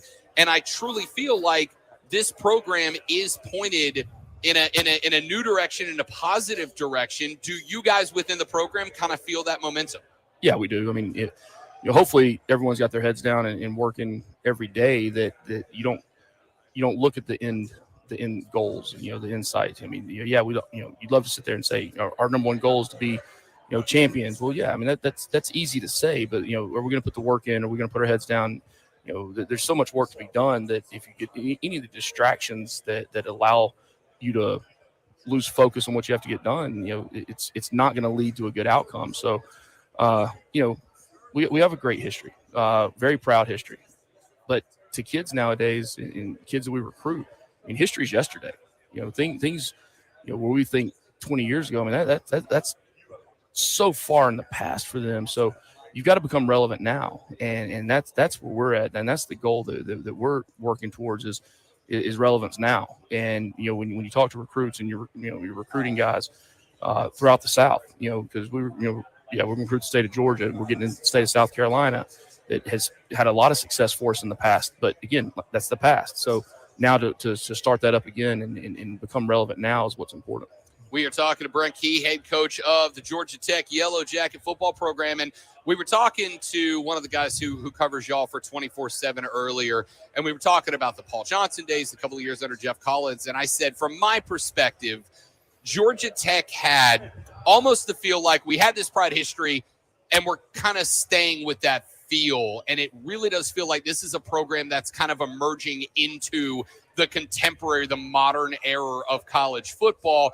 As a head coach, how do you kind of navigate the direction of this program, especially when you've got things like NIL and the portal that are becoming such a big part of college football? How do you kind of help Georgia Tech turn the corner into the modern era of college football? The biggest thing is who you surround yourself with, the staff you're able to put together, people you trust to do their jobs, that you don't have to micromanage every part of it. Your prints are on every part of the program, but there's so many things to do. You can't get bogged down in trying to do all of them. You have to surround yourself with people that you trust, and people you trust to run the offense and the defense and to run the kicking game, and guys in the weight room that you trust that you can take a few weeks to give the staff some vacation, and the guys in the weight room are going to get the job done, and that everyone's on the same page and everyone's speaking the same language. So that's what gives you the comfort as a coach, that you will be able to make things happen. Is the people you put around, that, in my opinion, is the people you put around you. Brent Key, head coach of the Georgia Tech Yellow Jackets, joining us here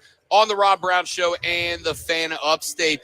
Talk to me, Coach, a little bit about how you're navigating the portal, because I think, there are some teams that are trying their best to stay away from it. There are other teams that are embracing it in terms of, hey, we'll just take whoever's in there that's available. Kind of felt like you guys were really looking not just for fits in terms of positions of need to stock up, but guys that really kind of fit the mold of what a Georgia Tech player looks like. How are you kind of handling moving guys in and out of the portal? Yeah, I mean, the goal is to improve your roster.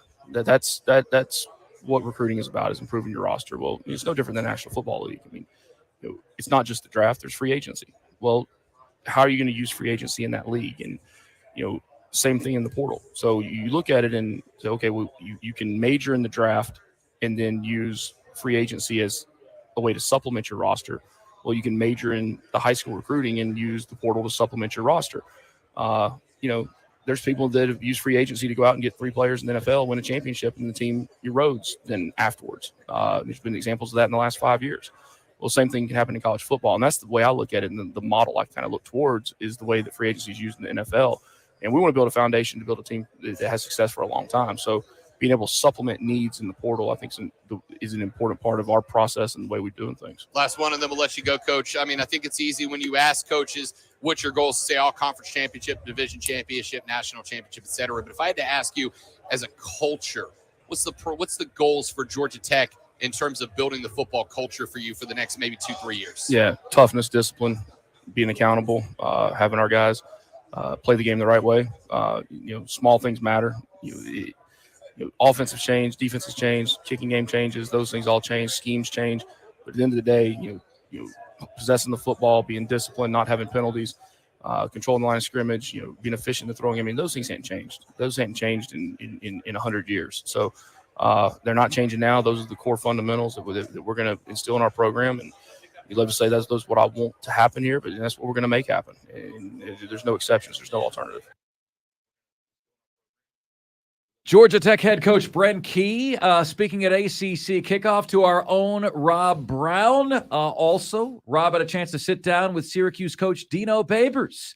We'll have that interview for you coming up on the show. But up next, it's time for the top 5 at 5, the top 5 biggest sports stories of the day, the top 5 topics we're discussing.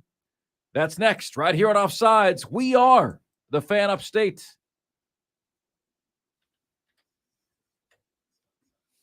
Inside, it's NGM tonight on the BetQL Network. Tonight at 7, only on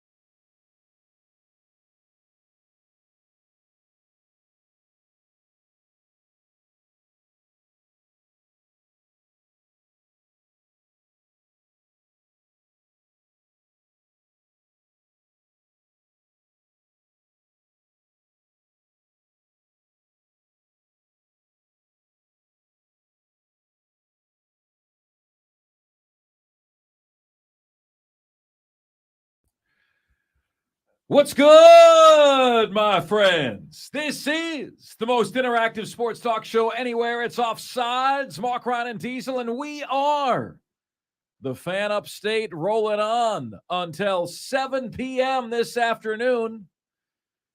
Genuinely appreciate you making us part of your day. We know there's a ton of options out there, and the fact that you guys choose us every single day over and over and over again warms the cockles of our hearts. You know, we had some fun, Diesel, today, and I want to bring you guys into this in this hour. Like Gamecock fans find themselves in so many tussles that they didn't ask for. You know what I mean? And today made us realize that there is yet another one of those tussles that we'll share with you after the top 5 at 5. But for right now, it is time for that top 5 at 5. It's the top 5 biggest sports stories of the day, the top 5 topics we're discussing. Ladies and gentlemen of the Upstate, Offsiders, the top 5 at 5 starts right now. And now, the top 5 at 5. And 5, 4, 3, 2, 1. I'm waiting for the movie clip, Diesel. No movie clip. Hit it. No, we're not the little brother. We're not. Okay. 5. All right, at number 5 here today, we open the show today with our ACC Power Poll here on Offsides. Differing from most. Last place, I've got Virginia, Tony Elliott. He's got not just to figure out how to win at Virginia, but he's got to change the landscape there. They haven't been committed financially to building a winner. Very similar to what Clark Lee is dealing with at Vanderbilt. Number 13, you heard him in the last segment, Brent Key and Georgia Tech. 12, what has happened to Virginia Tech? Sheesh. Number 11, give me Boston College. Jeff Hafley's on the hot seat. So is number 10 and Dino Babers. Number 9, I'll tell you what, folks, Athlon has them 5th in the ACC. I'm not seeing it. Duke, I got number 9. Number 8, one of the best hires of the offseason, Jeff Brom in Louisville. Number 7, a tribute to what he's built over a period of time. Lou Sam Hartman still in the top half. Give me Dave Clawson in Wake Forest. Number 6, Pitt had double-digit seasons with 5 losses or more. Double-digit consecutive seasons in a row, right? 5 losses or more until the last 2. Pitt is now number 6 in the ACC, in my opinion.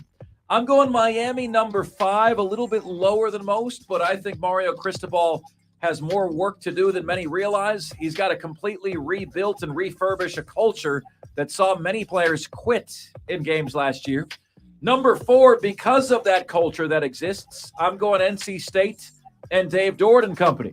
Good defense, good culture. They are the Kentucky of the ACC. They're never spectacular. They're always solid, right? That's who they are. Number 4 team in the ACC. Here's my first surprise to you. Number 3, Florida State. And we had our guy Rich in Chicago say, Mark, Florida State had a top 15 defense in America last year. Yeah, against ACC teams. When they played Florida with a pathetic offense, you know how many yards they gave up? 460. So an awful offense in the ACC, an awful offense in the SEC hung 460 yards on a quote-unquote great defense in the ACC. Guys, I'm just not buying it. You know, I do believe that Cade Klubnik is your 3rd-team All-ACC quarterback. Jordan Travis, Florida State, is number 2. Drake May, North Carolina, is number 1. But Florida State's got to show me something, and they haven't done it yet. Florida State, number 3 in the ACC. I'm going North Carolina, number 2. Spur Daddy said to me, he's a P1 listener, he said, Mark, North Carolina's going to drop after South Carolina gets a hold of them. Well, why? Last year, South Carolina went to Clemson, beat the best team in the ACC. Then Clemson beat North Carolina the following week. So I've got Florida State 3, North Carolina 2, Clemson 1. Interesting sidebar on Clemson. They're number 13 in the Athlon preview magazine that I have. They're number 2 in Phil Steele's preview magazine. Now, Phil Steele is the most accurate preview magazine. Why do I have Athlon and not Phil Steele? Because Phil Steele's is just too hard to read for me. I don't like flipping back all day long to read the glossary. It's a little bit clunky for me, the Phil Steele magazine. I got the Athlon one. That says Clemson's 13. Phil Steele says they're number 2. Let's establish one thing. There's a very clear black and white marker for success or failure for Clemson this year. Make the playoff, you've been successful. Miss the playoff for a third consecutive year. To me, folks, you can consider a Clemson season in which they miss the playoff a failure, even if they win the ACC. What do you guys think? Clemson 1, North Carolina 2, Florida State 3, NC State 4, Miami 5, and Pitt 6. My top 6 in the ACC this year. Next up. 4. This is scary, man. Bronny James, LeBron James' son, suffered a cardiac arrest at practice for USC. He is now practicing with USC, committed to USC, is going to be a USC Trojan. Suffered a cardiac arrest during practice. USC medical staff rushed to the scene. Defibrillator usage, I imagine, rushed him to the hospital, is now in stable condition, is no longer in the ICU. But that, I can't imagine anything more terrifying to LeBron and Savannah James, his parents, than what Bronny James suffered. And I always say this, ladies and gentlemen, and maybe this will help your child or maybe it'll save a life. But I always say, my kids are going to have the echocardiograms and the EKG. So if they're one of 500 kids who are prone to having an irregular heartbeat upon exertion, we're going to know it ahead of time. I don't want my kid dropping dead, right? To think that this could have happened to Bronny James any of the times that he ever played pickup basketball where there weren't medical staff around, and he was lucky enough that it happened with medical staff around, the James are counting their blessings today. But I imagine that Bronny James had the best of everything anyway and still found himself in this predicament. So, thoughts and prayers with the James for what they're going through right now, and just a scary, scary incident. Cardiac arrest for Bronny James, at practice yesterday for USC. I wonder how much of this, and I'm not a doctor, I don't know anything about the heart, but I wonder how much of it is exacerbated or brought forth to the forefront by the fact that these players are specializing and they're out there playing every single day. It used to not be that way. You would play a sport for a season, play basketball, guess what? Then you're moving on to football. Then you're moving on to baseball. And your skill set would be more well-rounded to every sport. But you also gave your body and your injuries and your cumulative hurts time to heal from one sport to the other. And guys now are specializing in a sport and almost exclusively playing one sport. Yeah, it makes them better because they got more training time on that sport. But what is it doing? At what cost, At what cost indeed, man. And, you wouldn't think that would happen. You would think that if there was any chance Bronny James would have an arrhythmia, that the James have the means to have found that out by now. It just goes to show you, man, there's certain things you can't see inside of you. You know who once told me that? Dan Reeves. The late, great Dan Reeves told me that. I asked him how he was doing, how he felt, and he's like, yeah, they can't see inside of you. I wish they could, but they can't. Can't see inside of you. That's what happened to one Bronny James, man. Get well, rest in peace. Basketball is the least of your concern right now. All right, next up. 3. At number 3, how about this? This is the most surprising news of the day to me. Jim Harbaugh and Michigan are at the center of recruiting violations that evidently took place during the pandemic at the University of Michigan. If there is one program that I would swear to you is not cheating in college football, it would be the Michigan Wolverines. Why? Well, we had John U. Bacon, author, national author on the show, was embedded in the Michigan program for 3 years and said, Mark, Michigan is not cheating. 75% of programs are, Michigan is not. I don't know the specifics of what the violations were, but Jim Harbaugh is guilty. They took place during the pandemic, and he is facing a 4-game suspension. How about that? The reported cleanest program in college football might not be that anymore. Next up, 2, at number 2 today, my friends. You know, I do have some friends that are NFL analysts, but for many respects, folks, in many respects, some NFL analysts are snobs to me. I call them the NFL nerds of the world.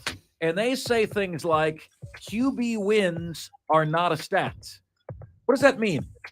It means that in their opinion, you cannot measure a quarterback by wins and losses. You can only measure them by statistics. Can't measure them by wins and losses. And I call BS on that. Quarterback wins in the National Football League are absolutely a statistic, right? These are not mutually exclusive. You can say and believe these two things. Football, number one, football is a team game. And number two, great QBs lead their teams to great things. Folks, there is a reason why the great quarterbacks win more playoff games, because they elevate their teams. Okay? What if I told you that Joe Burrow has as many career playoff wins as Phillip Rivers? That is a true story. What if I told you that Patrick Mahomes has as many playoff wins, 11, as Aaron Rodgers? That is a true story. Kirk Cousins has one playoff win. Stop putting him in the great category. Stop putting him in one of the best quarterbacks in the league category. Stop putting him in your top 10. Who inherited a worse situation, Kirk Cousins in Minnesota or Joe Burrow in Cincinnati? You see how fast Joe Burrow turned that around? That shows you that quarterback wins is very much a stat. Tim Tebow won playoff games. Andy Dalton did not, right? So who is under the gun right now? Deshaun Watson, Kirk Cousins, and Lamar Jackson have one playoff win apiece. Dak Prescott, Jared Goff, and Ryan Tannehill have 2. It's time to rip the Band-Aid off, gentlemen. It is now or never. And we very much will continue to count playoff wins as a statistic. Every single quarterback that has 11 or more career playoff wins is either in the Hall of Fame or a shoe-in Hall of Famer. And you mean to tell me that wins is not a QB stat? Aaron Rodgers, shoe-in to be in the Hall of Fame. Roger Staubach, Troy Aikman, Patrick Mahomes, Brett Favre, Ben Roethlisberger, Peyton Manning, John Elway, Terry Bradshaw, Joe Montana, and Tom Brady. Those are the quarterbacks with 11 career playoff wins or more. Tom Brady has 35, more than twice as many as number 2, Joe Montana, with 16.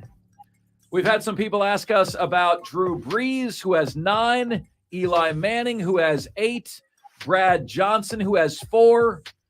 Look, folks, you don't have to have 11 to make the Hall of Fame, but having 11 or more guarantees that you're in.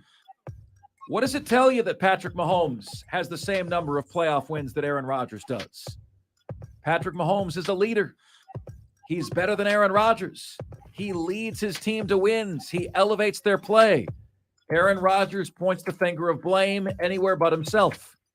What does it tell you? That Joe Burrow already has as many playoff wins as Phillip freaking Rivers. What does that tell you? Well, it tells you that Phillip Rivers, Joe Burrow is a far superior player already to what Phillip Rivers did in his career. Already a far superior player. Quarterback wins is a stat. Book it. And finally, 1. At number 1 today, it is the Final Four of our Upstate's favorite athlete brackets. Congratulations in order to the first participants to claim a spot in our championship matchup tomorrow. We'll be broadcasting live from Ingalls Markets, 1500 Gear Highway and Travelers Rest. Live show of Offsides tomorrow, 3 to 7 p.m. Hope you guys come out and say hello. Would love to be able to see you. It's the championship matchup. earning his spot in our championship tomorrow, and beating Debo Samuel, Shoeless Joe Jackson. Today's Final Four matchup is a doozy. In one corner, we have one of the 5 best NASCAR drivers of all time, winner of 105 NASCAR races. In 574 total NASCAR races, had 366 top 10s. Had a 63% chance of finishing in the top 10 every single race. Also was the NASCAR Grand National Series champion, the NASCAR champion in 1966, 1968, and 1969. David Pearson going up against one of the favorite sons of the upstates. Went to Burns High School, played at Burns High School, played at South Carolina. Did not have an NFL career, but at South Carolina, his freshman year had about 1,200 yards rushing, 1,197. Was a second-team All-American in 2010, second-team All-SEC in 2011, and first-team All-SEC in 2010. Now a running backs coach for Lewis and Clark College in Oregon and doer of many good deeds in the upstate, Marcus Lattimore. David Pearson against Marcus Lattimore, who is taking on Shoeless Joe Jackson in the final of the upstate's favorite athlete bracket. Your votes, welcome. Your votes needed right now. Here's how you do it. You open up your phone, you go to the text screen. You hit enter on the text screen. You type in the number 71307. You hit enter again. You start your text with the word fan. Then you give us your votes, David Pearson or Marcus Lattimore. So your text will read fan David Pearson or fan Marcus Lattimore. Hit enter. We'll get it. Your votes will be counted. Diesel, give us your reasoning for voting David Pearson and not Marcus Lattimore. Can't vote a what if, the favorite athlete in the upstate. So that one's an easy one. You know, I love Marcus Lattimore and what he's done for his community, but he's a what if story. He really is. And David Pearson was a legend that came out of an era of legends in the sport. So for that reason, he has got to get my vote. Yeah, I think Diesel says it best. You know, you can't have a what if champion in the upstate's favorite athlete bracket. Why? Well, I got to be real with you guys. There's a lot of cities in this country that don't have a list of athletes that is as great as ours, right?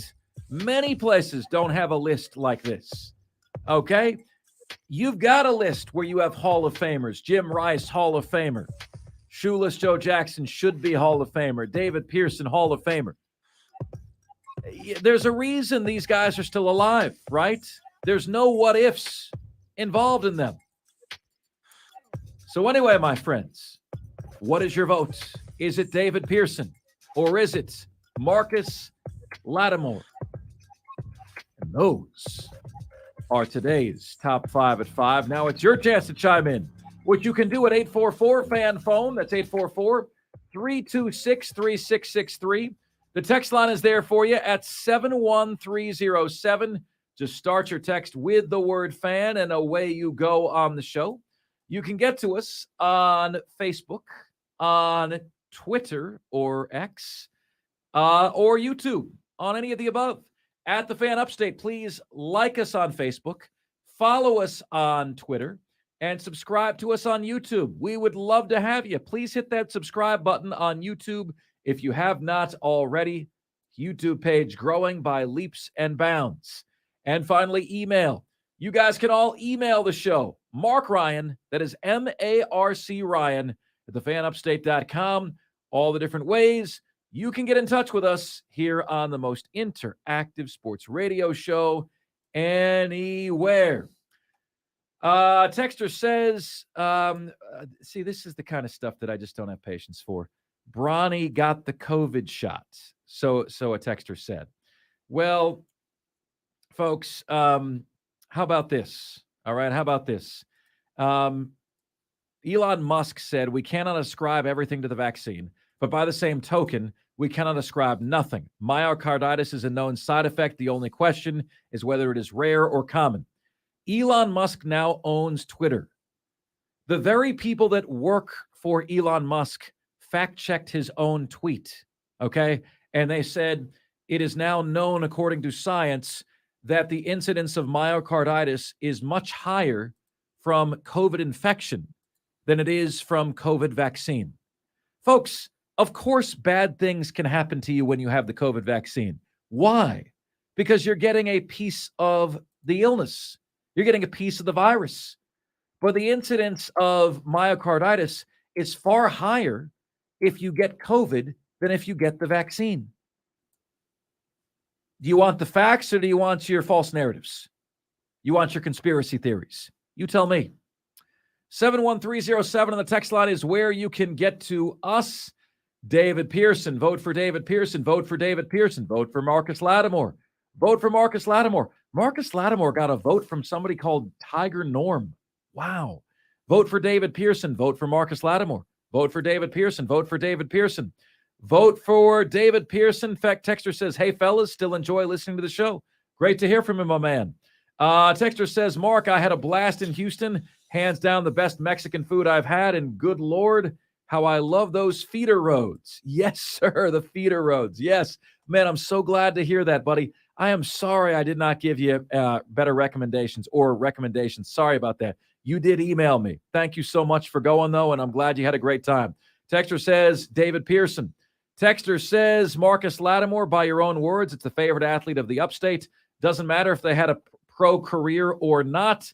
Also, let's see here. It's unfortunate, but I've not heard of Pearson until this contest. But hey, just my 2 cents. So says Kevin D. Kevin D., how old are you? Honestly, just how old are you?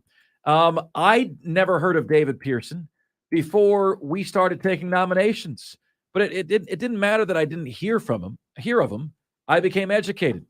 And the other thing I'd let you know, Kevin, is the reality is these athletes wouldn't be your favorite athletes if they weren't great at their sports. They wouldn't be. Vote for Marcus Lattimore. Vote for Marcus Lattimore. Votes coming in right now. This is going to be a doozy, my friends. Who do you got? David Pearson or Marcus Lattimore coming up next? We are doing the ACC kickoff, and we're doing the ACC kickoff large this week, my friends. I will be there on Thursday. Got word today that Dabo Sweeney and Cade Klubnik will be joining us on the Fan Upstate. Rob Brown is there today, tomorrow, and Thursday as well. He got a chance to sit down with a Syracuse head coach, Dino Babers, earlier today. We'll share that interview with you next, right here on the most interactive sports talk show anywhere, Offsides. Mark, Ryan, and Diesel. We are the Fan Upstate.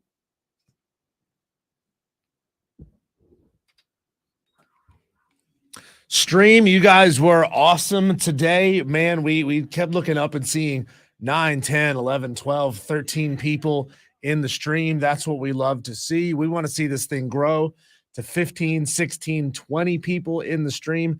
So keep it up every day. Send this to somebody new and say, hey, man, you got to come over here and join us. You got to be a part of what we got going on, watching the show, talking to each other during the show, getting your comments read on the air. That's what it's all about. So you guys keep it up. You are the ones who are helping us grow, and we appreciate that so much. Yeah, guys, absolutely. Please make sure you vote in the Upstate's favorite athlete bracket. Please make sure you vote. Both of these guys need and deserve your votes. So if you can, please make sure you do that as soon as you possibly can. We'll see you real soon. See you guys.